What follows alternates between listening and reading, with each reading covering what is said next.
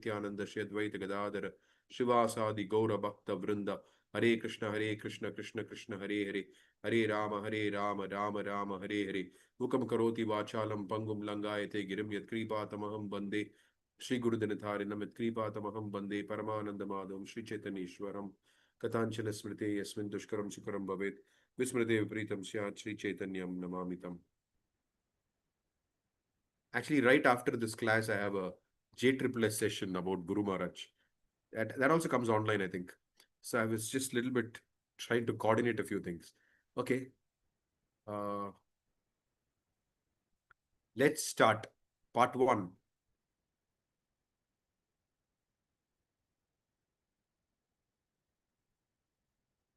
Okay. Who would like to read today? Please accept my humble obeisances. Oh, Rukmini Harisani Mataji. All right. Part 1. Shri Bhagavad Kripa Sar Nidhar. Too fast, too fast. Just read slowly, ma'am. Finding the essence. Finding the essence of the Supreme Lord's mercy.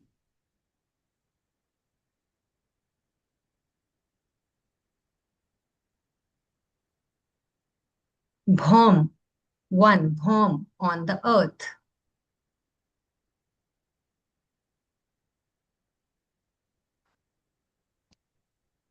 Jayati Nidpad. Jayati Nij Pad Ja Prem Dan Avatirno Vivad Madhuri Madhvi Kopi Keshora Gandhi Gata Param Dashantam Yasya Chaitanya Rupat Anubhava Padam Aptam Prema Gopishu Nityam. All glories to that inconceivable Lord who descended to bestow the gift of perfect love for his own lotus feet. He is an ocean filled with many kinds of sweetness, and he always bears the fragrance of fresh youth. In his form as Sri Chaitanya, he has realized the last extreme of transcendental experience, the love residing eternally in the gopis. Commentary. The purpose of this book is to explain bhakti, pure devotional service to the Supreme Personality of Godhead, the bestower of bhakti.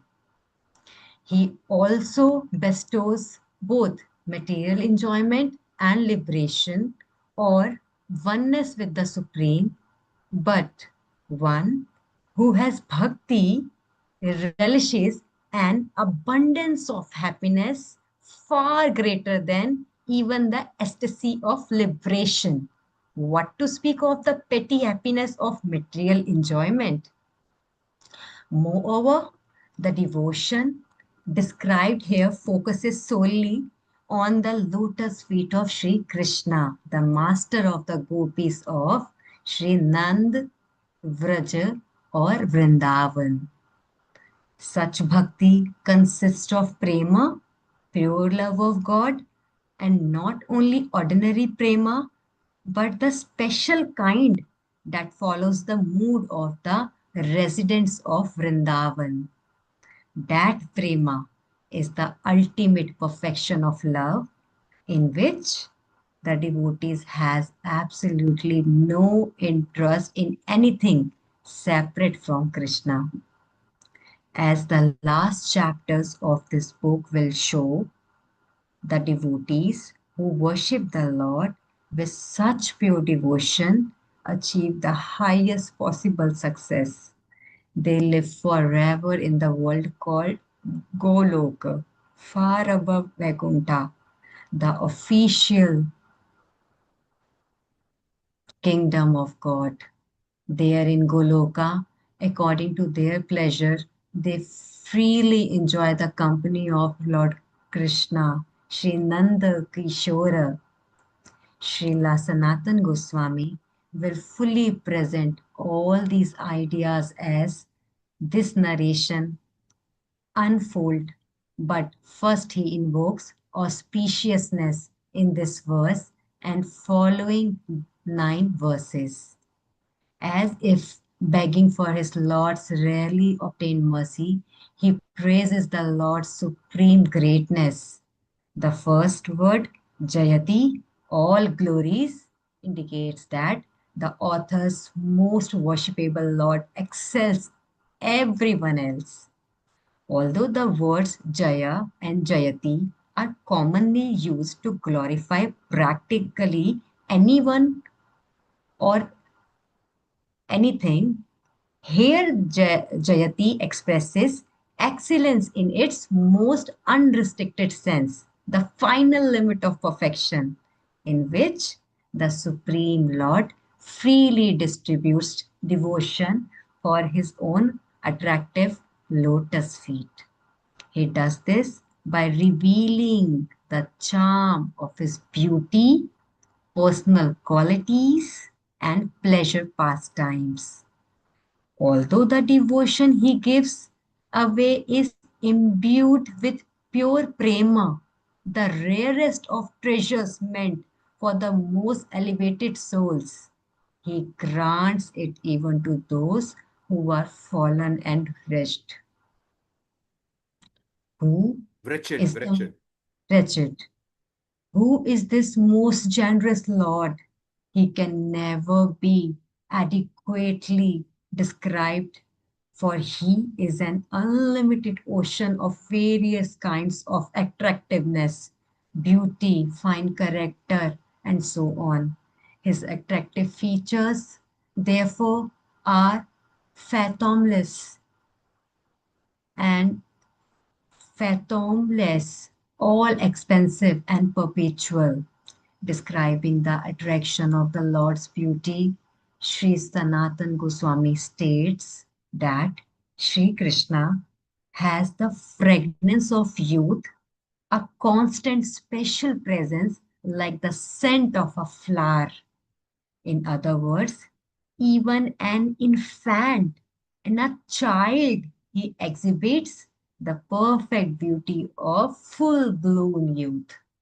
Thus, Lord Kapil Dev said to his mother in the third canto of Srimad Bhagavatam 328:17, Apiche darshanam shashwat sarvaloka namaskritam santam vayasi kaishore bhrityanugraha kataram. The Lord is eternally very beautiful, and he is worshipable by all the inhabitants of every planet. He is ever youthful and always eager to bestow his blessings upon his devotees. Since the possessor of such eternal youth, Sri Krishna, enjoys his private pastimes in the remote realm of Goloka, one might doubt whether contact with him is possible for souls conditioned by material nature. Is it not beyond the scope of good fortune for ordinary persons to hear about and understand the uniqueness of devotion to Krishna? Since this book attempts to make public the secret glories of Krishna, one might therefore ask whether writing such a book is not a hopeless endeavor. The author answers that doubt conclusively in this verse. Before mentioning Sri Krishna's other unique qualities, he first refers to the Lord's exceptional generosity.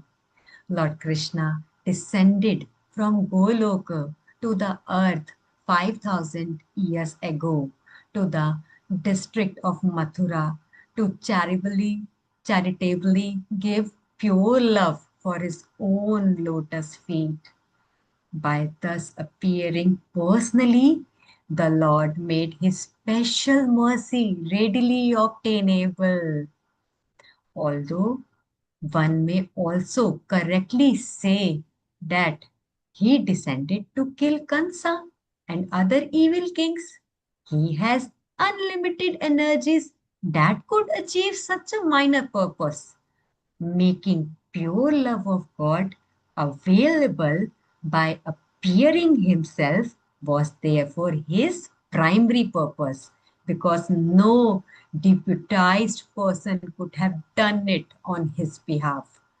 Queen Kunti therefore says in the Srimad Bhagavatam 1:820, Mati, yeah, Tatha Mati, can you just go up? I just want to say something. Can you go back to the previous paragraph? I mean, yeah, just can you keep? No, no, no. This is going too far. Just that one paragraph. The end of the last paragraph. That's just the last paragraph. No, no, not the previous page. The last paragraph before what she was reading. Yeah. Okay. So here,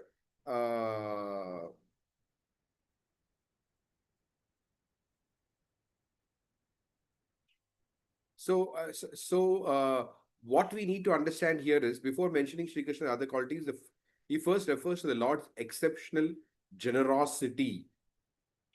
So the purpose of Krishna's descent is to charitably give pure love for his own lotus feet. Okay, so the point is that Swayam Krishna comes once in a day of Brahma, and the reason that he personally appears is to make a special mercy readily obtainable. Although in the process he may do other things. Okay, the purpose of his descent is to give pure love for his own lotus feet. That is the purpose of Krishna when he descends as Swayam Krishna. Okay, can you just go to you can continue reading, Masu.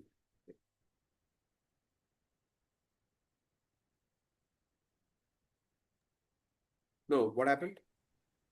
Tatha param hansanam muninam amalatmanam amalaatmanam bhakti yoga vidhanartha anartham katham pashyamihi shriya.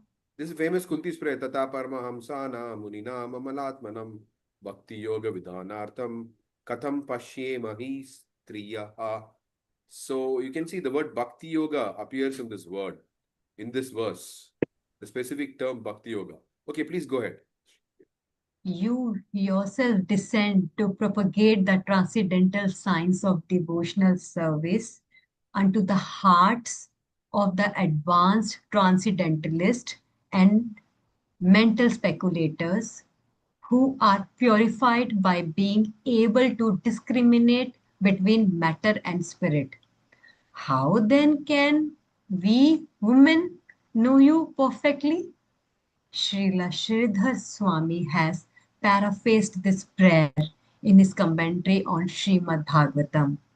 How can we women see you who have appeared as an avatar to make even self-satisfied saints take to devotional service by attracting them with your personal qualities?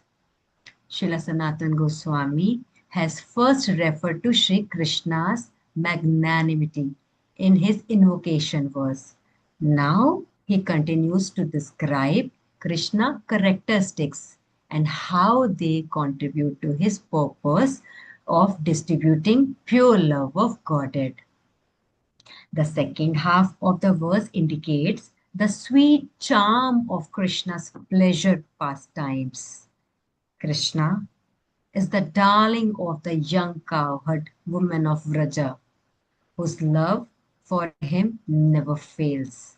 By alluding to this love, the verse hints at the meaning of the exalted 10-syllable Gopal mantra, which will play an important role in the second part of Sri Brihad Bhagavad Amrita. Not only has the Lord freely distributed prema to many fortunate souls, but he always has great love for his devotees, beginning with the gopis of Vrindavan, Prema Gopeshu Nityam. In general, Lord Krishna feels affinity for his devotees in response to the particular ways they love him.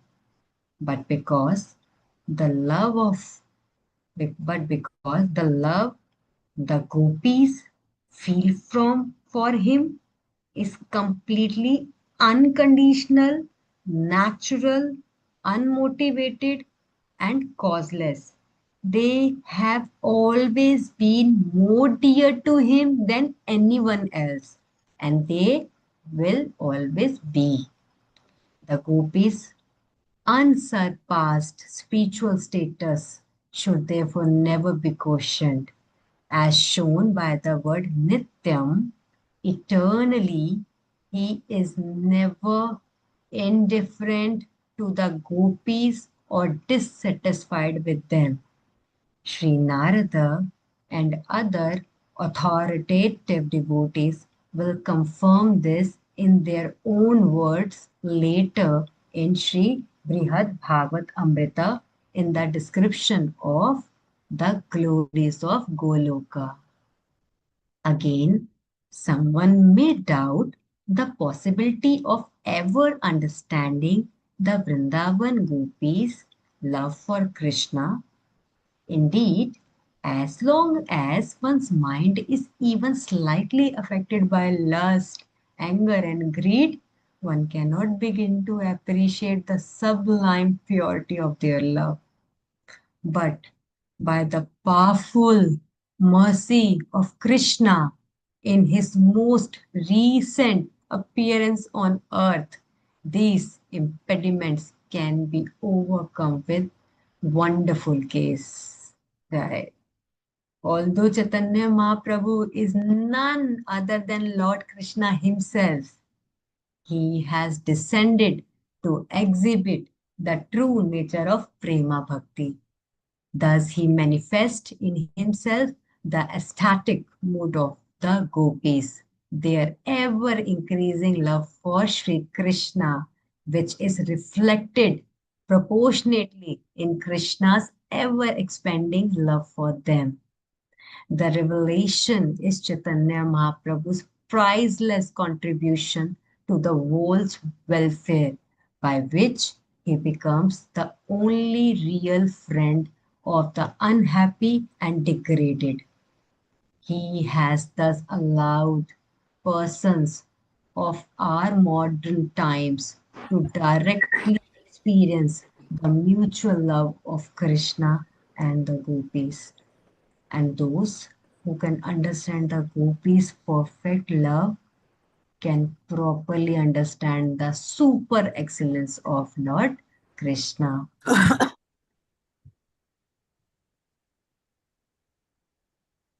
By mentioning these matters, Srila Sanatan is outlining the basic. Hare Shuddhamai Shachi Mataji, can you please mute yourself? Mataji, By I am muted. By mentioning these matters, Srila Sanatan is outlining the basic theme of his book. The first part of Sri Brihad Bhagavatamrita will pursue the question of where the Lord's mercy ultimately resides. The conclusion is that the gopis are his most beloved devotees and that their love for him is the highest achievement of life. Since the author has personally since the author has personally experienced this truth, it will not be difficult for him to describe it for our benefit. There are no grounds for doubt. Therefore, Vaishnavas should hear everything in this book with full confidence. Okay, can you just go back to the previous paragraph? Okay, that's it. So here it says that Again, someone may doubt the possibility of ever understanding the Vrindavan gopis' love for Krishna. Indeed, as long as one's mind is even slightly affected by lust, anger, and greed, one cannot begin to appreciate the supreme purity of their love. But by the powerful mercy of Krishna in his most recent appearance on earth, these impediments can be overcome with wonderful ease. So, this is a benediction that is available only to the residents of Kali Yuga who happen to be born after Lord Chaitanya's descent and who have come in touch with Lord Chaitanya's movement. So, please continue. You can just scroll up a little bit now. Yeah. Okay. Not fully, not fully. That paragraph has to be on. Yeah. So, here there is another important point which is mentioned. Here, if you, I don't know how, yeah, wherever the marker is little, yeah, a little one line above that marker on the, you can see a marker here on, yeah. And those who can understand the gopis' perfect love can properly understand the super excellence of Lord Krishna. So, to understand the super excellence of Lord Krishna, one needs to understand the gopis' perfect love. If you understand the gopis' perfect love, then we can understand the super excellence of Krishna. Just like Uddhava, when he goes to Vrindavan, he understands the gopis' perfect love for Krishna. So like that, if we can understand the gopis' perfect love for Krishna, then we can understand the super excellence of Lord Krishna. And the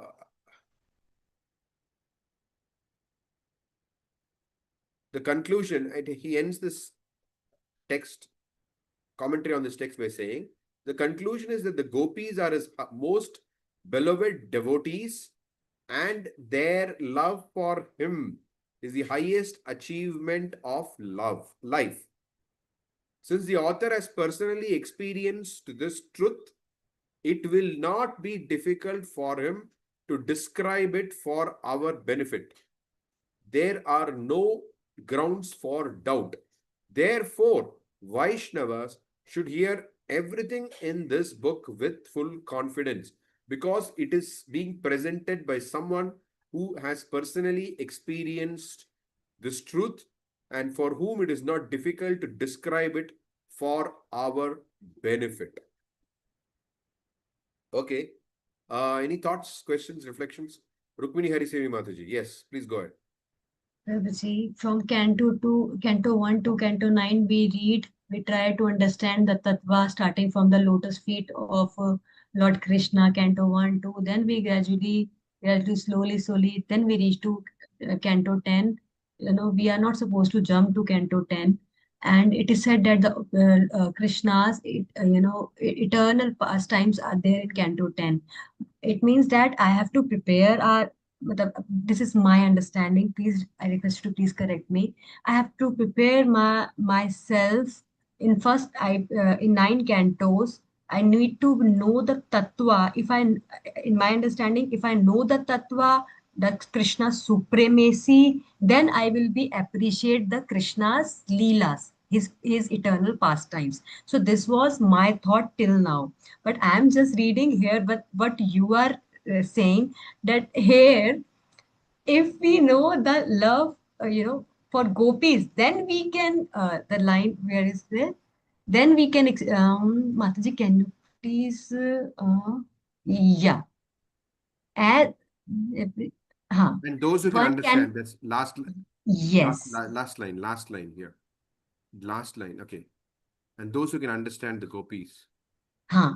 Then we can understand the supremacy, supreme excellence of Krishna. So this is like what I have understood till now. In many years, it is just like opposite. So if you can please tell. What do you mean by opposite? Opposite means I need to Yes, I think understand I the was. Krishna's tattva first. No, no, it's not like that. I mean, the point is that uh, it is not just Bhagavatam is not a book of just tattva. No, it is a book uh, uh, that is relished by the rasikas. Okay, so it is not just some book on tattva. It is a book that is relished by the rasikas. So the point is that in Bhagavatam, it is the pastimes of the Lord and his devotees from the first page to the last page. So uh, the Lord is revealed through the Bhagavatam. So first the lotus feet of the Lord, and finally you come to his lotus face. Correct? So Rasa Panchadhyay of the 10th canto. So once we come to that, that is the full revelation of Krishna. That is what is being spoken here also. Those who can understand what do we read in the book, in the Bhagavatam, the love of the devotees for Krishna. That's what we read from page 1 to page whatever, from the first canto till the 10th canto. That's what we are actually what's it reading. You are reading about the love of his devotees for Krishna. So slowly that love is revealed, and ultimately the love of the gopis is revealed in the 10th canto. That is why it's considered the what is it this smiling lotus face, and that is the full revelation of Krishna from his lotus feet till his smiling face. That is the meaning. Okay. Now I understood. So, means like love of devotees means including the highest devotee of Krishna, the love of gopis. So, Correct. who can? So, gopis perfect love. Who can understand the gopis perfect love? Then properly understand the super excellence of Lord Shri No, the Krishna. gopis perfect love is like the smiling face of Krishna, no? So Oh, to come to that stage, you have to come through, the Lord reveals his form gradually, right? Lotus yes, feet and like that. yes, yes, Finally, when we understand the gopis' love for Krishna, that's what is mentioned there, no? yes, What is the Rasa Panchadhyay? It yes, speaks Krishna. about the gopis' love for Krishna. And we Yes, understand that, then we see the smiling lotus feet of the Lord also. So a smiling lotus face of the Lord also. Not smiling lotus face of the Lord.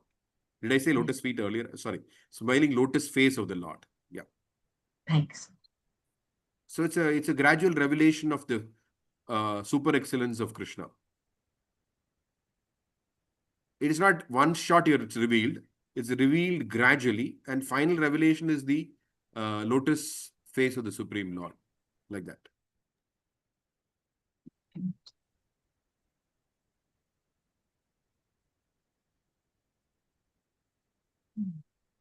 Any thoughts, questions, reflections? Hare Krishna. Uh, please accept my humble obeisance, Prabhuji. Hare Krishna. Maharaj. Prabhuji, my understanding can be very, very shallow. Uh, but just on this context and context to this line itself, when I read it, I was understanding that it is just by the pure love of the gopis. It's from the lens of the gopis is that you can understand the super excellence of Krishna. That's Is correct. that correct, Prabhuji? That is what it means, no? Yeah. That's Yeah. what it means. Yeah. Okay. Yeah. So unless That you have, yes, yes, it's the intense and the perfect love. It's yeah. only then you can understand Krishna wholesomely. I mean, uh, Correct. Like for example, that's common. That's true for everyday life also, no? Like I mean, even if you happen to meet someone who's close to someone else, right? mhm. You can understand about the super excellence of that person by seeing how much love this person has for them, right?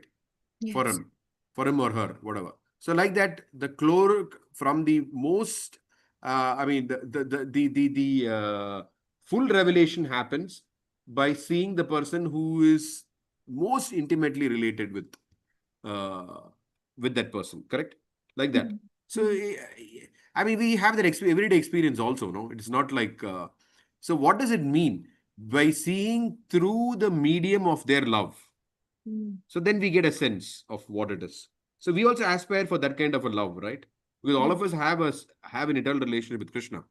So by experiencing what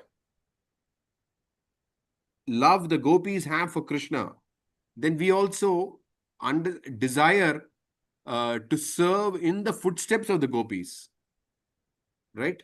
Yeah, that's the idea. That doesn't mean that all of us want to become gopis. That's a conditioned idea. I'm just saying that even Uddhava wants to follow in the footsteps of the gopis. How does he want to follow in the footsteps of the gopis? He's not saying let me become a gopi. He's saying let me just be a creeper on the outskirts of Vrindavan. So when the gopis walk, they can trample me under their lotus feet.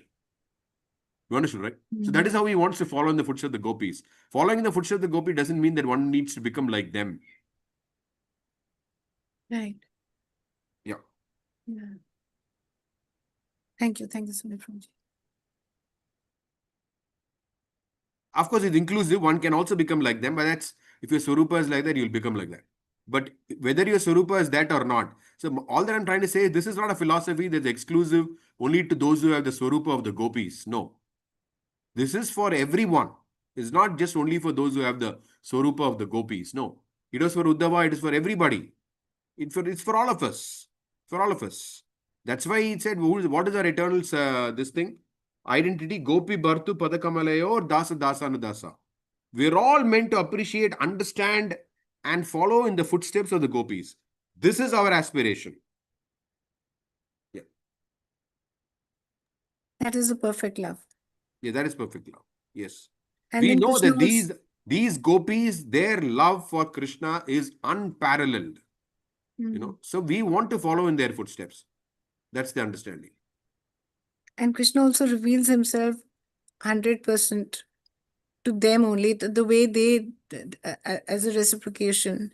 Yes. So Yes. the intensity of love we have is the way we can experience Krishna's, I mean, he reveals within us, within our hearts. No, that's not exactly what is being said here. Okay. What it says here is not the love in our hearts. Okay. The love that we have in our hearts for the gopis' love. Okay. It is not love for Krishna in our hearts. It is the For the love that we gopis. have for the gopis' love that will help us reveal. Right. Thank you. Thank you so much. Yeah. Yeah, got it. I hope you understood the difference, right? Yes, yes, yes, Prabhuji, I understood. Yeah. The love that we have for the love of the gopis. Yeah. Because that's the Yeah. that's the That is the pure, perfect that's love. what we aspire for. Yeah. That's what they have Correct. given us. Yeah. That Yeah. yeah. We want to be in love with the gopis' love for Krishna. Yeah. That's the meaning.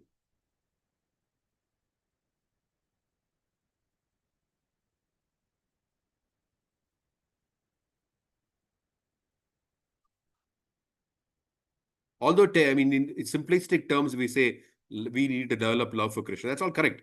But this is a finer understanding of what it actually means. It is like, it's if you actually look at it more minutely and carefully, that's what it means. Yes, Prabhuji, thank you.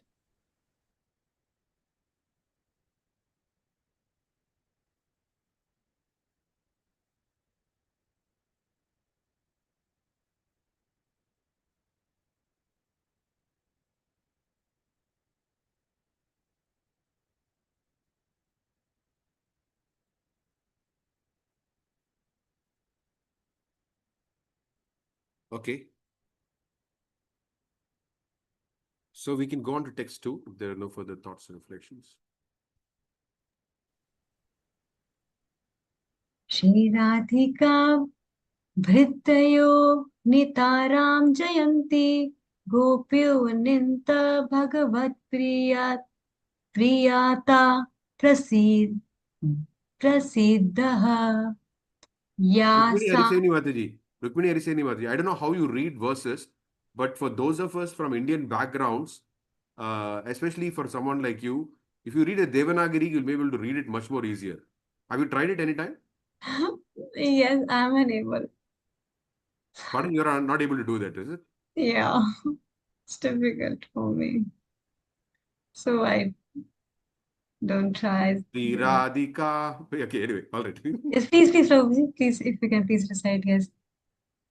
Shri Radhika Prabhrittayo Nitaram Jayanti Gopyo Nitanta Bhagavat Priyata Prasiddha. I mean, anyway, I'm just saying, I'm just trying it off the fly, but I'm just saying, once you practice it, it's much more easier. That's what some of my devotee friends have told me. That for Indian devotees, it should be much more easier. Those who know Devanagari, we don't have to read although I have not gotten to it yet, but we don't need to necessarily read the English transliteration. We just practice do it for a little while, and then we'll easily pick it up. That's what he was saying. Vidwan Thank Gauranga. you. Yeah. Yes, thank you, Prabhuji. I will definitely try it. Ya, yasamharo param ma sohridam madhurinam nirvrit nirvrak nirvrak tum ishad api jatu na kopi shaktah. All glories above, all to the gopis headed by Sri Radhika, who are famous as the Lord's dearmost devotees. No one can even begin to properly describe the charm of their supreme affection for Sri Hari. Commentary. Because one can achieve the favor of the personality of Godhead only by pleasing his dearest devotees, this verse describes the supreme excellence of the gopis of Vrindavan. Among them, Sri Radhika is the best, and therefore her name is mentioned first. The gopis should be offered special honor because although the Supreme Lord may sometimes lose interest in other devotees or become dissatisfied with them, he never becomes uninterested in the gopis. All pure devotees therefore acknowledge the supremacy of the gopis' pure devotion. The Lord Himself tells the gopis, नापराय हम निर्वद्य सम्ययुजाम स्वसाधुकृत्यं विबुधयुषापि वः या मा भजन दुर्जरगेह शृङ्खलः संवृश्य तद्वः प्रतियातु साधूना. Krishna is saying, I am not able to repay my debt for your spotless service, even within a lifetime of Brahma.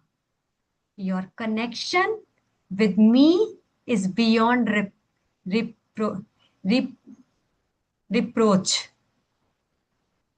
You have worshipped me, cutting off all domestic ties, which are difficult to break.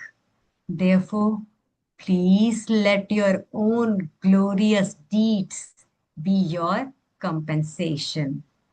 Bhagavatam 10:32-22. The gopis are famous as the dearmost devotees of the Lord. The deep affection with which Shri Krishna cherished them is generally considered so clearly self evident that the supremacy of their devotion is beyond any need to prove. Still, in exuberant devotion for the gopis, Srila Sanatan Goswami mentions here that no one can describe even an atomic particle of the sweet, intimate love the gopis feel for the all attractive Krishna. So wonderful is their reciprocation with him that Krishna himself does not have the words to describe it. Okay, this is the end of this verse, isn't it? Yes, Prabhuji. Okay, I have something to say. Can you just go up to the first paragraph? Okay. Now, one thing we should understand here is that the gopi should be offered special honor because although the Supreme Lord may sometimes lose interest in other devotees or become dissatisfied with them, he never becomes uninterested in the gopis. Now, first of all, the context of this discussion is not Krishna's love towards conditioned souls or Krishna's love in general. This is a very specific thing that is being spoken about here. So we should not think, okay, the Lord may sometimes lose interest in me or he may become dissatisfied with me. This is not how we are supposed to think. This is about what is being described here is the realm of uh, Goloka, where uh, where uh, when it speaks about Krishna losing interest in in some devotees or becoming dissatisfied, it is not in the relative sense that we understand here. This is in the absolute sense, some gradation. Loss of interest in the absolute sense, because loss of interest is a duality. Please try to understand. That's a lot. These are anything high, low. Any opposites are parts of duality, are features of duality. Heat, cold, interest, loss of interest, uh, whatever, rich, poor. All these are, there are no fluctuations like this in the spiritual world. So when it speaks about lose interest in some devotees, it is meant in a sense which is beyond our comprehension.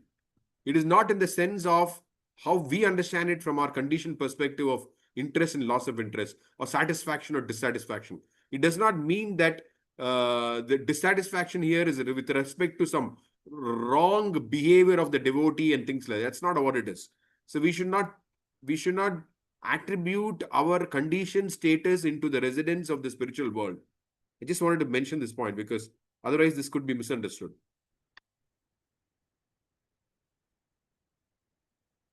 Any thoughts, questions, reflections? Rukmini Hari, yes. Prabhuji, you told that what we are not supposed to think. So can you please help understand what I am supposed to think? What does it mean? For example, Prabhupada said, see, in the absolute world, every love is perfect. Okay?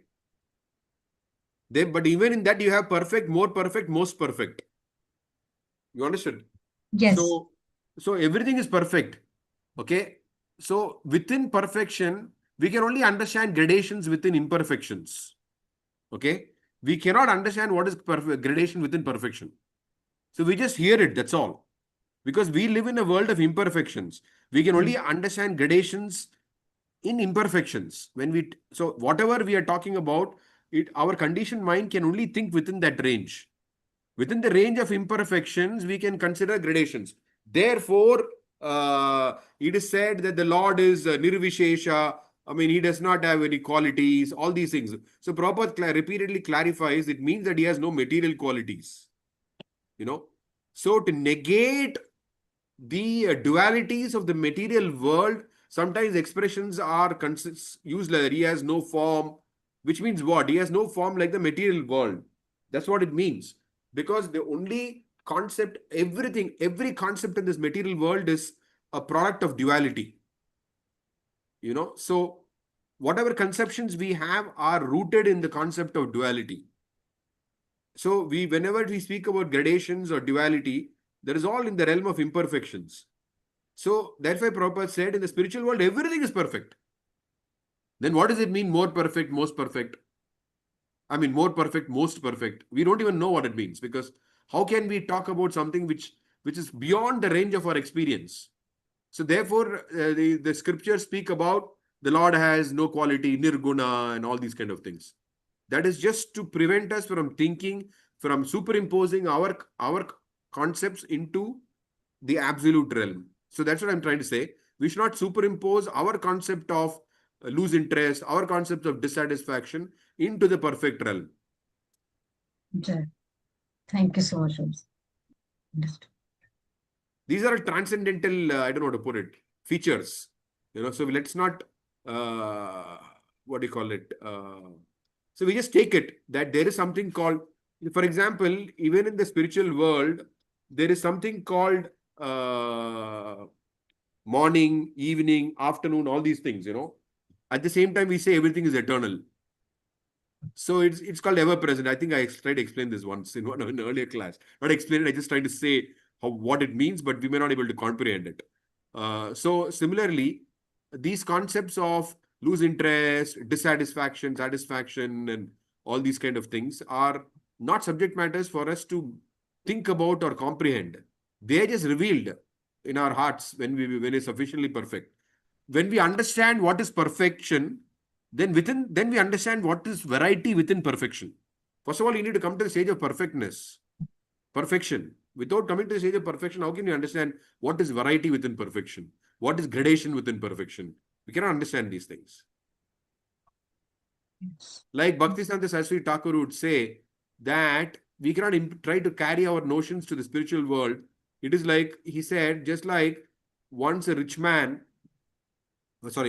poor boatman was asked, if you get millions of dollars, what will you do? So then he said that I will anchor my boat with a gold chain or something like that, gold anchor, something like that. So Bhaktisiddhanta Thakur said, this is the foolishness.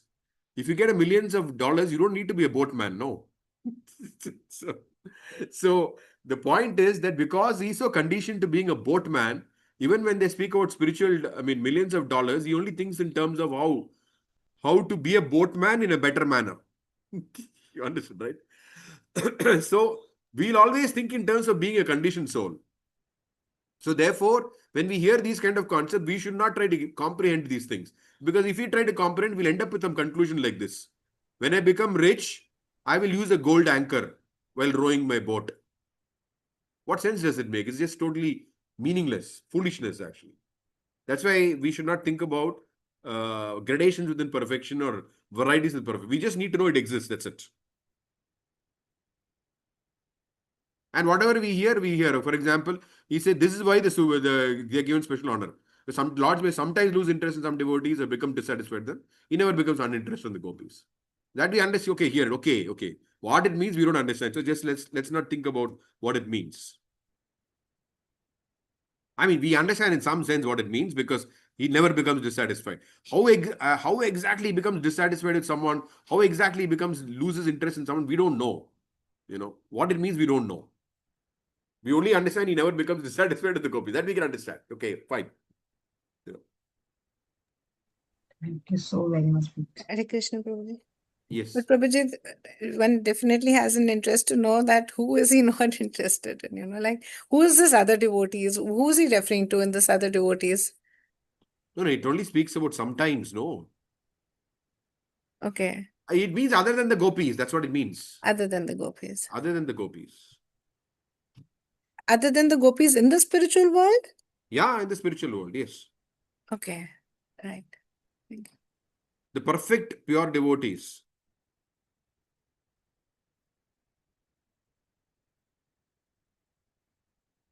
That's why that losing interest is not like how we understand it. That's why I'm saying that we should not get into that. Or dissatisfaction is not like how we understand dissatisfaction. That is also some transcendental something it is.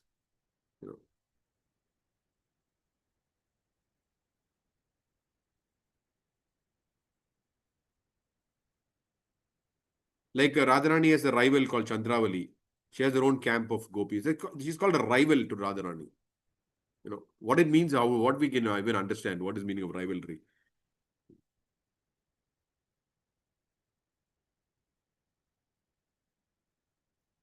Okay, anybody else? Any other thoughts, questions, reflections?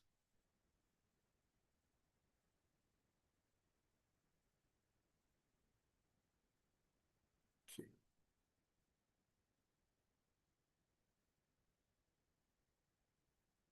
And yet we read so many times the thoughts of the gopis, Prabhuji, when they consider that, oh, they're so fallen, and that's why, Krishna is not around, or he disappears in the Leelas, and they're so perfect, and yet they think that, there is so many misgivings with us. That's why Krishna has left us, or what? That misgiving is a feature of love. Yeah, so that, I'm saying that, I mean, they're so perfect, and yet, I mean, they're the way they express themselves is, it's amazing. Yeah, it's the epitome of perfection. Yeah, I mean, because their love for Krishna is unlimitedly expands. Unlimitedly, yeah. And that's so beautiful about. I mean, Yeah, it unlimitedly expands because they think themselves to be very humble. I mean, mm, they're very humble actually. yeah, right. They're not imagining some humility there. They're actually humble. They're not imagining we are fallen and all that. They actually think like that. Yes, yes.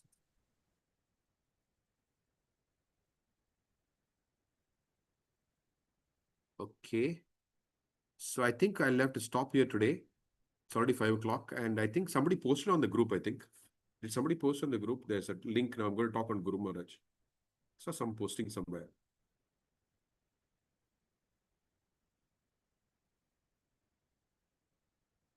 No, no. I think no, not on this group. Somebody else posted on some other group. I think it comes online also live. Those who want to watch can watch. The topic is never give up. Guru Maharaj's pastimes. Okay, so we'll stop here and resume again next Thursday. And Radhakishori Mataji, I've been keeping track of your request, and I haven't been able to still work out a schedule for your visit, but I'm definitely constantly thinking about it. And as soon as there is some clarity about Guru Maharaj's plans, then I will. I mean, there are some things which need to be lined up with Guru Maharaj. In Mayapur only, and that's not very clear yet. So the moment there is clarity, I think within the next few days, then I'll get back to you and then we'll finalize that schedule for Mayapur. Is that okay? Is she Hare there? Krishna, Pranam Prabhuji. Mataji is not in the class. She was. I think she left now. Okay, all She right. I'll was, get yeah. in touch with. Okay, I'll get in touch. Sure. Okay. Thank you. Vancha kalpatarubhyasya kripa sindhubhya patitanam pavanebhyo vaishnavyo namo. Shri Prabhupada ki jai, Gaura Bhakta Vrinda ki jai, Nitai Gaur Premanande.